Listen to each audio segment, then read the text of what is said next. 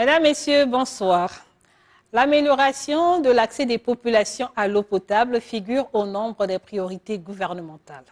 C'est ainsi qu'en mai dernier, le ministre de l'Énergie et de l'Hydraulique, Émile Wosso, a procédé à la signature d'un protocole d'accord avec l'entreprise Builders, filiale du groupe malien IBI, représentée par son président-directeur général, Ibrahima Diawara, dans le cadre du projet d'amélioration et de renforcement de la desserte en eau potable de la ville de Brazzaville à travers Djoué 2 et de celle de Pointe-Noire à travers la Tombo et les champs captant Inda. Ce projet, inscrit au chapitre de la coopération Sud-Sud, s'exécute sans anicroche. La preuve, l'APS, l'avant-projet sommaire, a été présenté au ministre Émile Wosso pour validation. Le suivant.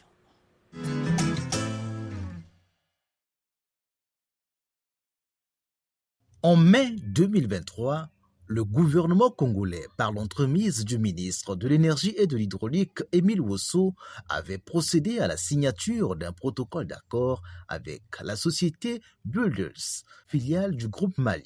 IBI, représenté par son président-directeur général, Ibrahim Diawara. Selon les termes de ce protocole d'accord qui vise l'amélioration de l'accès à l'eau potable des populations de Brazzaville et de Pointe-Noire, la société Builders s'est engagée à la réalisation des études, la recherche des financements, la réalisation des travaux du programme dont le périmètre porte sur l'amélioration et le renforcement de l'alimentation en eau potable de la ville de Brazzaville à travers le projet Djoué 2. Les études et les travaux de renforcement de l'alimentation en eau potable de la ville de Pointe-Noire. Les études et les travaux de captage des eaux de la rivière Tombo à des fins d'alimentation en eau potable de la ville de Pointe-Noire et ses environs. Ce protocole d'accord couvre la réalisation des études préalables nécessaires pour la mise en évidence des actions à mener portant sur la réhabilitation, la construction des ouvrages, ainsi que le renforcement, la densification et la construction des infrastructures d'alimentation en eau potable des villes de Brazzaville et de Pointe-Noire. Les études portant sur l'avant-projet sommaire, l'avant-projet détaillé, et l'estimation du coût global du projet, l'impact environnemental et socio-économique, l'analyse de l'équilibre finance. Après la signature de ce protocole d'accord, l'entreprise Builders, qui n'entend pas trahir la confiance placée en elle dans le cadre de la coopération Sud-Sud, s'est immédiatement mise à la tâche. Aussi, pour réaliser la PES, l'avant-projet sommaire a-t-elle fait recours au service du Bureau international Aide, hydraulique, énergie à management et divers tâches exécutées pendant près de 4 mois par Aide, d'où cette séance de travail en date du 8 septembre 2023 dirigée par le ministre de l'Énergie et de l'Hydraulique, Émile Wosso, en vue de la restitution et la validation de l'APES. Nous remercions d'avoir été très diligents en produisant ces avant-projets sommaires pour lesquels la restitution a lieu ce jour. Et ceci va dans le fil droit de la vision de notre président, dont l'action est accélérée et mise en œuvre par notre Premier ministre, le fait que les Congolais aient l'eau et l'électricité, des denrées qui servent de base pour tout développement. Si côté électricité, nous avançons de la même manière, côté eau, nous sommes contents de vous avoir comme partenaire, puisque vous avez en projet donc les études, la conception et la réalisation des ouvrages, et pourquoi pas leur exploitation. C'est pour cela que nous sommes peu habitués au discours. Nous passons la parole à vos équipes et à vous-même pour la restitution de ce qui a été fait, afin de voir ce qui doit être amendé, corrigé, ajouté, retranché, pour que le projet suive son rythme normal. Le président directeur général de Builders est bien conscient de la lourde mission confiée à son entreprise. Vous avez placé votre confiance à une entreprise panafricaine qui est Builders pour la réalisation, l'étude et la réalisation de ce grand projet. Je le dirais un projet pharaonique pour le Congo. En moins de 4 mois, jour pour jour, nous sommes aujourd'hui à la validation de l'APS, l'avant-projet sommaire. Nous avons mis une équipe internationale en œuvre. Je crois que vos collègues ici autour de la table peuvent témoigner le sérieux que nous avons mis pour réaliser rapidement, parce que nous connaissons l'urgence, et vous nous avez instruit de le faire rapidement parce que les Congolais ont besoin de l'eau. Et au jour d'aujourd'hui, nous avons fini avec l'APS et nous sommes à la validation de l'avant-projet sommaire. Et je vous rassure, monsieur le ministre, encore une fois, j'ai pris un engagement devant tout le monde que ce projet, on va le mener très bientôt. Et dans moins de 10 jours, si c'est validé aujourd'hui, nous allons commencer l'APD, l'avant-projet détaillé, pour pouvoir finaliser rapidement ce projet d'ici décembre et vous soumettre encore pour la validation de l'APD. Et commencer, si l'APD est validé d'ici la fin de l'année, nous projetons lancer ce projet très bientôt pour que le Congo, le peuple congolais, d'ailleurs, nous mettons la pression tous les jours pour qu'on puisse leur donner de l'eau. Je crois que très bientôt, ce projet sera une réalité. Donc merci encore une fois pour la vision du chef de l'État pour le Congo, pour votre vision pour le Congo et du Premier ministre. Et nous avons associé à ce grand projet un bureau international qui s'appelle HED, hydraulique, énergie, aménagement et divers, pour nous accompagner pour la réalisation des études. Le DG de HED, M. Hama, est à nos côtés. Je lui passe la parole pour présenter un peu rapidement le projet. Le contexte et situation actuelle, la présentation de la zone du projet à Brazzaville et à Pointe-Noire, l'objectif du projet, les conditions actuelles, les installations projetées ainsi que la distribution et l'alimentation en eau potable sont entre autres informations portées à la connaissance du ministre Émile Wosso. Les études étant réalisées à Brazzaville et à Pointe-Noire par le Bureau international HED, c'est son directeur général adjoint Hama Agé Mohamed qui s'est chargé de leur présentation. Nous allons donc commencer par Pointe-Noire, où à ce niveau, donc, nous avons 2 types de sources, n'est-ce pas, d'approvisionnement, à partir de l'eau de surface, mais également à partir de l'eau souterraine.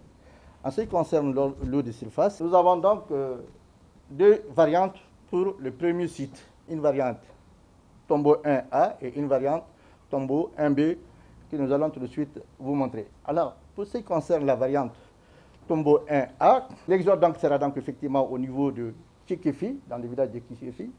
Et à 15 km de là, nous allons donc installer notre unité de traitement. N'est-ce pas? 15 km qui se trouve effectivement dans une réserve forestière, mais quand même, il y a des aménagements à faire. De partir de l'unité de traitement, nous allons donc refouler, envoyer donc l'eau traitée en passant par la RN5. Sur à peu près 24 km, nous allons donc atteindre la première station de reprise. De l'unité donc de la station de reprise, nous allons alimenter le réservoir de Diosso, projeté pour 5000 m3, en vue donc de satisfaire les besoins des populations, même dans les 20 années prochaines. Et donc, des réservoirs, donc toujours de l'unité de reprise, nous allons également alimenter le réservoir de Mongopoku. Mongopoku, qui a donc une zone d'influence de Mongopoku, c'est effectivement le quartier de Mongopoku lui-même, c'est le quartier des Terres Jaunes, c'est Siafumu, c'est Diosso, et l'amélioration de certains quartiers comme Songolo, Chiali et une partie du centre-ville. Alors, toujours à partir de la station de reprise, nous allons déverser, n'est-ce pas, pour alimenter la zone économique et sociale, qui a donc un besoin journalier de 5000 m3. Ça, c'est la première variante. Et le tout va donc occasionner un cumul de conduite principale de à peu près 27 km 188. C'est une unité de traitement qui aura une capacité à peu près de 140 000 mètres cubes, moyenne, en tenant compte d'une exploitation 20 à 22 heures. Donc, pour ce faire, donc, la capacité de la station de traitement est de 140 000 mètres cubes. Voici ici le schéma synoptique et vous comprendrez à travers ce schéma synoptique que tous les refourrements se fera par un système de pompage. Donc, tombeau 1, on vient donc à l'unité de traitement. Et de l'unité de traitement, on va donc à la station de reprise, comme on l'a dit. Et la station de reprise, on alimente les réservoirs de Diosso et les réservoirs de Mongopoko. Pour la variante numéro 2, concernant toujours tombeau 1, de tombeau 1, on va donc à l'unité de traitement qui ne change pas de position. Donc, l'unité de traitement reste toujours au même endroit. Oui, toujours à 15 km. Pour une capacité de 140 000 m3 jour. Et de l'unité de traitement, on alimente donc directement le réservoir de Diosso, projeté pour 5 000 m3. Et tout juste en bas, on met donc une bâche de reprise pour donc améliorer les chutes. Et ensuite, de Diosso, on va alimenter directement la zone économique et sociale. La variante 2, c'est tombeau 2, qui est dans le village de Boulou-Voka. Boulou-Voka. Donc, de ce village, on installe donc notre unité d'exor. Et de l'unité d'exor, on sort tout juste à quelques mètres, à 2 km 500, on installe notre unité de traitement, qui a toujours une capacité journalière de 140 000 m3 jour. Et de cette unité de traitement, n'est-ce pas, on renvoie donc le réseau. Et au niveau donc, de ce point, de la flèche, nous avons donc installé un nœud de répartition. Ce nœud de répartition servira non seulement d'alimenter le réservoir de Diosso pour une capacité de 5 000 m3, et également, à partir de Diosso, on déverse directement dans la zone économique sociale qui a donc un besoin de 5 000 m3 par jour. Et ce nœud de répartition, on alimente également le réservoir de Mongopoko. Alors, à ce niveau, donc, nous estimons en tout cas, nous, que c'est la meilleure variante, n'est-ce pas, pour la simple raison que l'accès d'abord est très facile, pas d'aménagement, parce que la piste est très bonne, et ensuite, moins d'expropriation. Donc, vraiment, nous estimons que pour une meilleure exploitation, il faut donc choisir cette variante, mais la décision reviendra bien sûr aux différents participants qui sont ici. Nous allons alors attaquer Brazzaville. Pour Brazzaville, là également, nous avons deux variantes. Et là, nous allons donc installer notre unité de production sur toujours le fleuve Djoué 2, n'est-ce pas? De l'autre côté de Djoué 1, nous avons effectivement à ce niveau identifié un site au village de Laba, où nous allons donc mettre notre unité d'exor, n'est-ce pas, à ce niveau, et à proximité, à 0 mètre, nous allons également installer l'unité de traitement. Ça, c'est à Djoué 2. Et de l'unité de traitement, pour la première variante, on vient donc, on alimente les réservoirs existants pour renforcer donc la bâche existante de Gampoko, qui est quand même un réservoir déjà existant, mais qu'on viendra renforcer pour les besoins. Et de là, on alimente donc le réservoir de Mayanga. Et de Mayanga, on longe la RN1 pour venir au mont Kelekele. Et des réservoirs de Mayanga, n'est-ce pas, on va également aussi renforcer les réseaux existants de Djoué 1 pour donc également améliorer la desserte au niveau des réservoirs de Doué afin d'améliorer également l'alimentation des quartiers périphériques et surtout de la caserne militaire. Donc voilà un peu le premier scénario qui va nécessiter donc un cumul de conduite principale de 31,056 km. Nous avons donc retenu Djoué 2 au village de là-bas pour donc installer notre exor, mais également notre unité de traitement, pour plusieurs raisons.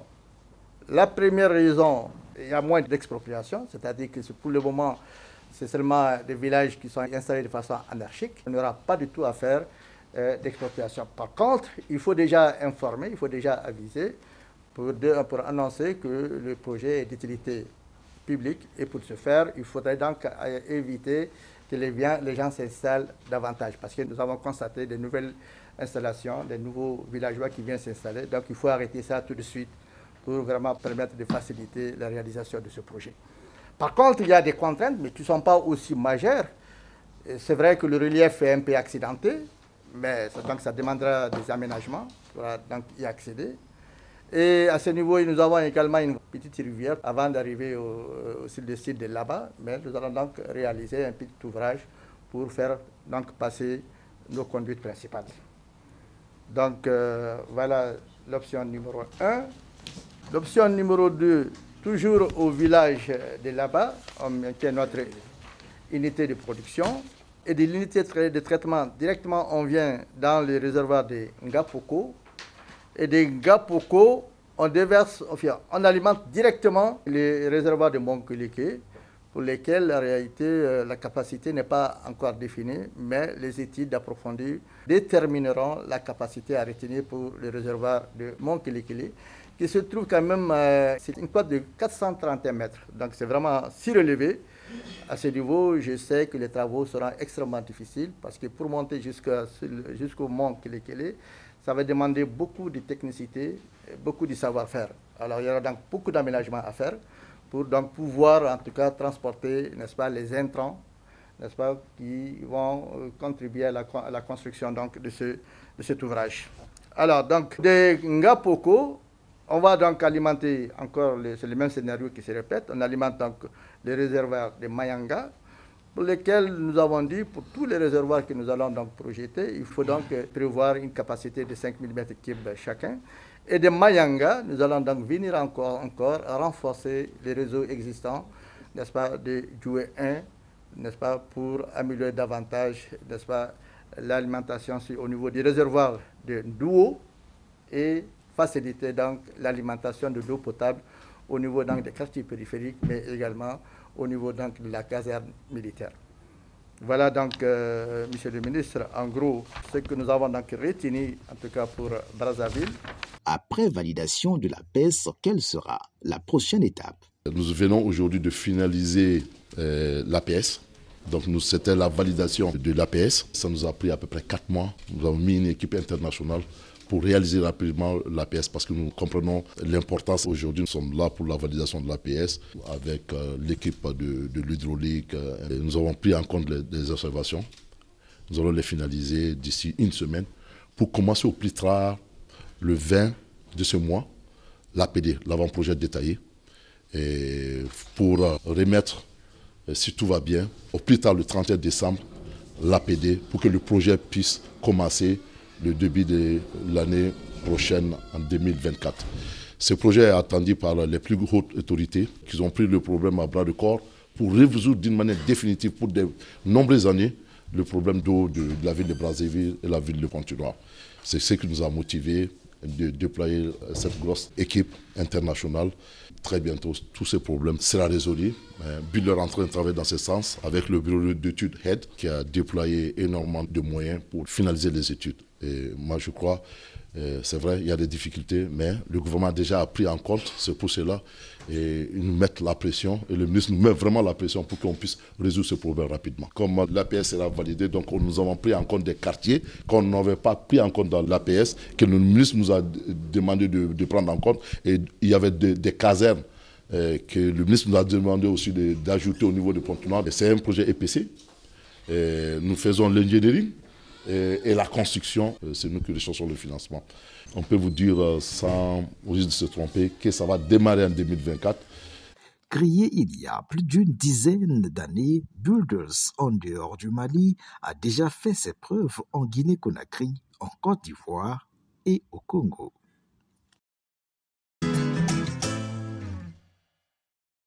Chers téléspectateurs, c'est la fin de ce numéro de Sous les projecteurs consacré à la validation de l'APS, l'avant-projet sommaire du projet d'amélioration et de renforcement de l'alimentation en eau potable de la ville de Brazzaville à travers Djoué 2 et de celle de Pointe-Noire à travers la rivière Tombo et les champs captant Inda. Merci de votre aimable attention, bien de choses à vous et surtout, portez-vous bien. Au revoir.